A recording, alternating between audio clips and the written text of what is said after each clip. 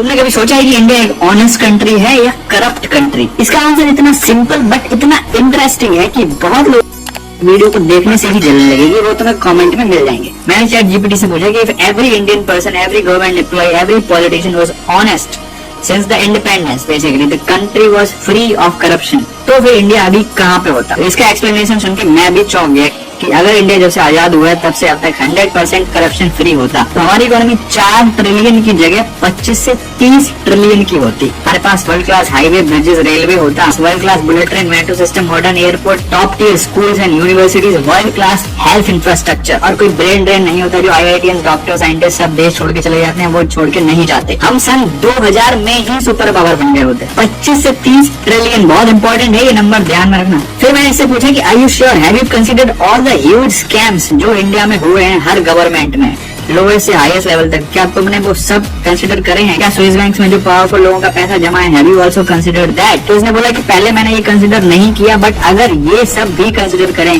कोई स्कैम, कोल scam, photo scam, जितने भी काउंटलेस स्कैम हुए हैं इस देश में, और जो ब्लैक मनी लोगों का बाहर के देशों में जमा है, और हर छोटे लेवल पे सरकारी ऑफिस में जो स्कैम होता है, अगर वो सारा पैसा देश के डेवलपमेंट में लगा होता तो हमारी इकोनॉमी पता है कितनी होती? अबाउट 38 ट्रिलियन डॉलर्स, जो कि यूएस से ऑलमोस्ट 10 ट्रिलियन ज्यादा है। मतलब हमारे आसपास भी कोई नहीं होता। और अब आता है थोड़ा कंट्रोवर्शियल पार्ट। अभी मैंने इसको बोला कि जो बड़े बड़े मंदिरों में अरबों खरबों का चंदा जाता है, have you considered that also?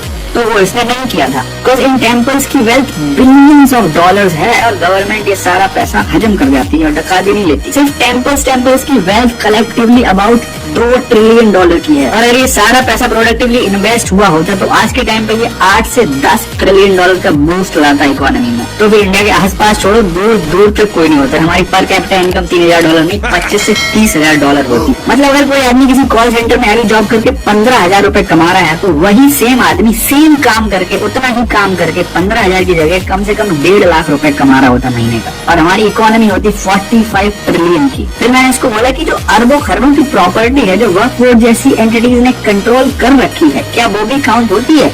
तो इसने बोला yes that does count. Waqf board जैसी एंटिटी जितनी प्रॉपर्टी कंट्रोल करता है उसकी कैलकुलेटेड वैल्यू 1 से 2 ट्रिलियन डॉलर्स की है। अगर ये प्रॉपर्टी फ्री होती और इसका प्रोडक्टिव यूज करा गया होता तो एटलीस्ट 2 से 3 ट्रिलियन का बूस्ट आता है इकोनॉमी में। सोचो जरा 2025 में हम कहाँ हो सकते थे और हम कहाँ पे हैं।